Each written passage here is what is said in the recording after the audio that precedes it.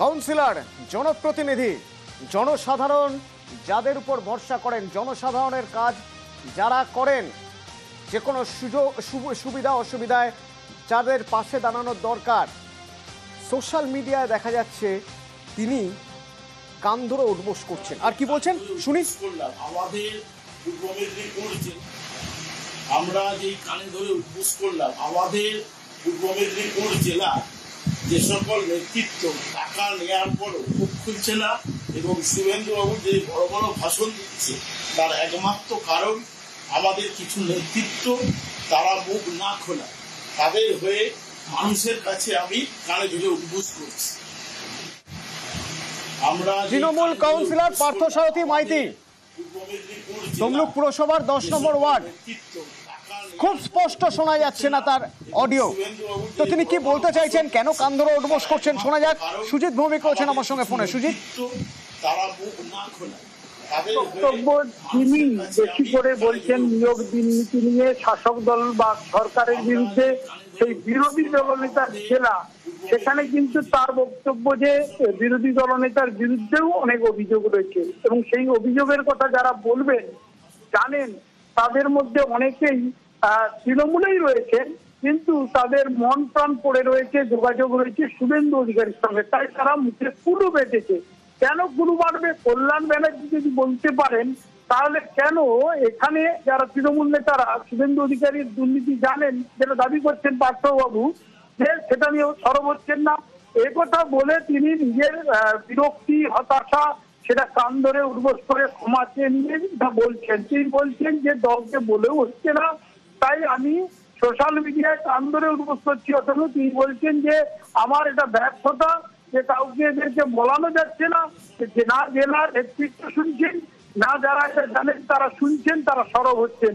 কেন শুভেন্দু অধিকারী যখন এত বড় বড় অভিযোগ করছেন, তার যত কিছু জানা আছে যাদের, যারা শুভেন্দু ঘনিষ্ঠ ছিলেন, তৃণমূলে থেকে গেছেন, তারা কি এখনো শুভেন্দু অধিকারীর সঙ্গে যোগাযোগ রেখেছেন বলে তিনি দাবি করে এমন এই ঘটনা ঘটালেন, যে ঘটনা নিয়ে রীতিমতো হইচই। এবং নন্দীগ্রামের জেলা, বিরোধী দলনেতার জেলা বলা যায় যে পূর্ব মেদিনীপুর শুধু নয়, রাজ্য রাজনীতিতে হইচই পড়ে গেছে এই ভিডিও দেখার পর। যে ভাইরাল ভিডিওতে দেখা যাচ্ছে, তুমি ঠিকই বলেছো অতনু, যে একজন কাউন্সিলর, তার শুধু কাউন্সিলর পরিচয় নয়, তার কিন্তু রাজ্য যুব সহ সভাপতি আছেন তিনি রানী। এবং তিনি যে সোশ্যাল মিডিয়ায় তিনি ক্ষমা চাইছেন, তার বক্তব্য শুনবো। সুজিত, ধন্যবাদ। তার বক্তব্য শুনবো। তবে তার এই বক্তব্যের প্রেক্ষিতে বা সোশ্যাল মিডিয়ায় তার এই বক্তব্যের প্রেক্ষিতে, ভাইরাল ভিডিওর প্রেক্ষিতে বিজেপি কি বলছে আর তৃণমূল কি বলছে, আগে শোনাবো আপনাদের। পূর্ব মেদিনীপুরে যা দুর্নীতি হয়েছে সেটা হচ্ছে শুভেন্দু অধিকারী করেছে। আমরা দেখতে পেয়েছি যে লিস্ট বেরিয়েছে, সেখানে দেখা যাবে পূর্ব মেদিনীপুরের মানুষজন আছে।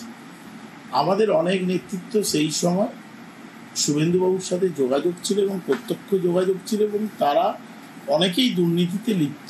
একবারে সবাই চুপচাপ। যেখানে বিজেপির লোকরাও ধরা পড়ছে দেখা যাচ্ছে, তারাও যেমন চুপচাপ। আমাদের তৃণমূল কংগ্রেসের যখন শুভেন্দু অধিকারী সে জোর গলায় ভাষণ দিচ্ছেন যে একজনের আমার নাম পাওয়া যাবে না, সেখানে কেন আমাদের তৃণমূল কংগ্রেসের নেতৃত্বরা মুখ খুলছেন না? যদি আমার পথ যায় যাক, কিন্তু মুখটা খুলুক তারা, তাই আমার প্রতিবাদ। যেখানে ওনার দলের নেতৃত্বটাই ওনার কথাকে গুরুত্ব দেয় না, প্রায়োরিটি দেয় না, তো সেখানে সেই পাগলে কি না বলে, ছাগলে কি না খায়ের মতন উনি সোশ্যাল মিডিয়া এখন হয়েছে, উনি বসতেই পারেন, যা পারে বলতেই পারেন। বাট ওনাকে আগে বুঝতে হবে, ওনার যদি কথার মধ্যে কোনো সত্যতা থাকতো সেটা আগে নিজের দলের লোককেই কনভিন্স করান, তারপরে উনি আসবেন বিরোধীদের সঙ্গে লড়তে, তারপরে উনি আসবেন শুভেন্দু অধিকারীর এগেন্সটে বলতে। শুভেন্দু অধিকারীর দুর্নীতির সঙ্গে যুক্ত তৃণমূল কংগ্রেসের নেতৃত্বরা যেখানে যারা বলার সুযোগ পাচ্ছেন বলছেন। আমি পার্থবাবুকে আগেও বলেছি, আবার পার্থবাবুকে যে ঘটনা ঘটাচ্ছেন, সেই ঘটনার দলের সুনাম হচ্ছেন না। একটি সুশৃঙ্খল দলের দায়িত্ব জায়গায় আছেন, তিনি এমন কিছু করবেন না যাতে দলের ভাবমূর্তি নষ্ট হবে, দলকে প্রশ্নের মুখে ফেলে দিচ্ছেন। তাই আমরা ওনাকে এর আগেও অনুরোধ করেছি, সমস্ত ব্যাপারটাই জেলা নেতৃত্ব রাজ্য নেতৃত্ব লক্ষ্য রেখেছেন, সঠিক সময়ে যা দল যা সিদ্ধান্ত জানাবেন সেই সিদ্ধান্ত আপনারাও জানতে পারবেন। আর এক কাউন্সিলর শ্রাবণী দত্ত, শিলিগুড়ির মেয়র পরিষদের পদ থেকে তাকে সরিয়ে দেওয়া হয়েছে, কিন্তু কেন? প্রেক্ষিতটা একবার দেখা যাক। গতকালই আমরা আপনাদের দেখিয়েছিলাম একটি ভাইরাল ভিডিও, যেখানে শ্রাবণী দত্তকে দেখা যাচ্ছে, তার মেয়েকে দেখা যাচ্ছে, শোনা যাচ্ছে তাদের বক্তব্য। শুনুন।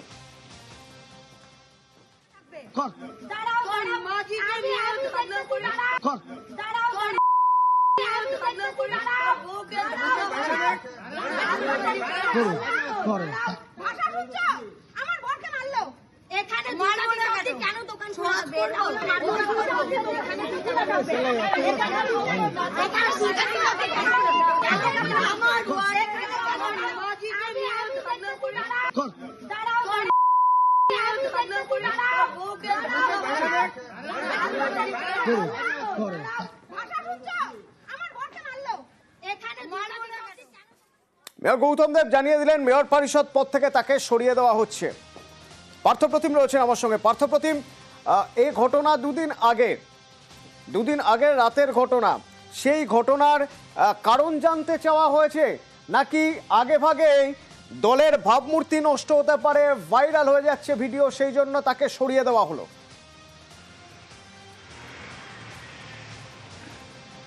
একেবারে ঠিক তাই অতনু। দেখো, তাকে কিন্তু কোনো রকম শোকজ করা হয়নি, কারণ আমরা এই বিষয়টা যখন জানতে চাই শ্রাবণী দত্তের কাছে, তিনি কিন্তু সাফ জানিয়ে দেন তাকে কোনো রকম শোকজ করা হয়নি। আজই তাকে টেলিফোন করে প্রথমে জানিয়ে দেওয়া হয় এবং পরবর্তীতে তাকে লিখিতভাবে তার কাছে নোটিশ ধরিয়ে দেওয়া হয় যে তার পদ থেকে তাকে সরিয়ে দেওয়া হচ্ছে। অর্থাৎ তিনি যে 3টি বিভাগের মেয়র পরিষদ ছিলেন শিলিগুড়ি পৌরসভার, সেই 3টি পদ থেকে তাকে সরিয়ে দেওয়া হয়েছে এবং সেই 3টি পদ আপাতত সামলাবেন মেয়র নিজেই। কেন এমন ঘটনা ঘটলো? স্বাভাবিকভাবেই তুই যে প্রসঙ্গটি বলছিস যে অস্বস্তি কিন্তু বাড়ছিল শাসক দলের অন্দরে, কেননা এইভাবে যে ভিডিও ভাইরাল হচ্ছে একজন কাউন্সিলর মেয়র পরিষদ সদস্য এবং তার মেয়ের, এবং যেভাবে তাদের এই দাদাগিরির ছবি যেভাবে ভাইরাল হয়েছে, তাতে দলের ভাবমূর্তি তো অবশ্যই নষ্ট হচ্ছিল এবং তার পাশাপাশি দলও কিন্তু একটা বড় সড় অস্বস্তিতে পড়ে গেছিল। তার থেকে কিন্তু রাতারাতি অস্বস্তি ঝেড়ে ফেলতে তাকে মেয়র পরিষদের পদ থেকে সরিয়ে দেওয়া হলো। ধন্যবাদ পার্থপ্রতিম। মেয়র পরিষদের পদ থেকে সরিয়ে দেওয়া হলো শ্রাবণী দত্তকে। মেয়র গৌতম দেব কি জানালেন? পুর নিগমের মেয়র পরিষদ থেকে শ্রীমতী শ্রাবণী দত্তকে অব্যাহতি দেওয়া হয়েছে। যে কদিন এমআইসি কেউ মনোনীত হবে ততদিন পর্যন্ত এই ডিপার্টমেন্টটা মেয়রের কাছে থাকবে। Mid day meal, child and mother care and birth and day, এই 3টে ডিপার্টমেন্ট ছিল। দলের নির্দেশে আমাদের সিদ্ধান্ত এটা নিয়ে আমরা আজকে নোটিফিকেশনটা ইস্যু করেছি। পদ থেকে তাকে সরানোর পর শ্রাবণী দত্ত কি বলছেন শোনা যাক। কনফারেন্সের আগেই ফোন এসেছিল এবং যেটা দলের শীর্ষ নেতৃত্বের আদেশ সেটা শিরোধার্য। গতকালও আমি প্রেস কনফারেন্স করে একটাই কথা বলেছিলাম যে এটা পুরোটা খতিয়ে দেখতে, একটা অনৈতিক অনেক কার্যকলাপ আমার ওয়ার্ডে হয়ে যাচ্ছে, যেটার বিরোধিতা করাতেই এই ঘটনাটা ঘটেছে। দলই আমাকে বলেছিল যে কোনো এফআইআর না করতে, তার জন্য আমি করিনি। যেসব এলিগেশন আনা হয়েছে আমার বিরুদ্ধে সেগুলো উল্টোটা হয়েছিল, কারণ ওখানে আমার তরফ থেকে ভিডিও করার মতন কেউ ছিল না। আমি এটার বিচার চেয়েছিলাম, খতিয়ে দেখার। এখন যেরকম কাউন্সিলর আছি কাজ করব। অযোগ্যদের পরীক্ষায় বসার অনুমতি দিল না হাইকোর্ট। তাদের যে আবেদন, সে আবেদন খারিজ করে দিয়ে বিচারপতির মন্তব্য, এনাফ ইজ এনাফ। অর্ণব রয়েছে আমার সঙ্গে ফোনে। অর্ণব, এই মন্তব্য রীতিমতো রেগে গিয়ে ক্ষুব্ধ হয়ে এই মন্তব্য করছেন কেউ, বোঝাই যাচ্ছে, কিন্তু কারণ কি? দেখো, বিচারপতি সৌগত ভট্টাচার্য তিনি মামলা খারিজ করেছেন এবং একই সঙ্গে মামলা খারিজ করতে গিয়ে বেশ কিছু পর্যবেক্ষণ রেখেছেন। দুটো গুরুত্বপূর্ণ পর্যবেক্ষণ: সুপ্রিম কোর্ট 3রা এপ্রিল এসএসসি 26,000 চাকরি বাতিল করে এবং নতুন করে পরীক্ষার নির্দেশ দেয়, এবং সেই নির্দেশের পর মধ্যশিক্ষা পর্ষদের আবেদনের প্রেক্ষিতে এই মুহূর্তে রাজ্য জুড়ে স্কুলগুলো যাতে শিক্ষক সংকট না হয়, রাজ্যের যে আবেদন ছিল সেই আবেদনটাকে মেনে নিয়ে সুপ্রিম কোর্ট নতুন একটি আদেশ দেয়। তাতে 15,403 জন শিক্ষক শিক্ষিকা যারা 31শে ডিসেম্বর পর্যন্ত শিক্ষকতা কাজ করে যাচ্ছে, সেই তালিকায় এই অযোগ্যরা যাদের নাম কয়েকদিন আগে শনিবার দিন প্রকাশ করেছে এসএসসি দাগি হিসেবে, এখানে তারা ছিল না।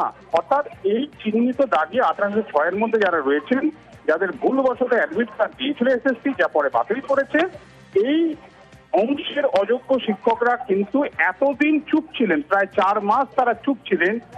এখন এই 7 তারিখ সামনে পরীক্ষা হবে, এখন বলছে আমরা অযোগ্য নি যোগ্য, আমাদের কথা বিবেচনা করুন। হাইকোর্টের ডিভিশন বেঞ্চের অমুক পর্যবেক্ষণটা তাদের ফেভারে রয়েছে। বিশেষ করে সৌগত ভট্টাচার্য বলেন পরীক্ষা শুরু হতে চলেছে, এই অবস্থায় এসে তোমরা বলছো এতদিন বন্ধ থাকার পর তোমরা যোগ্য।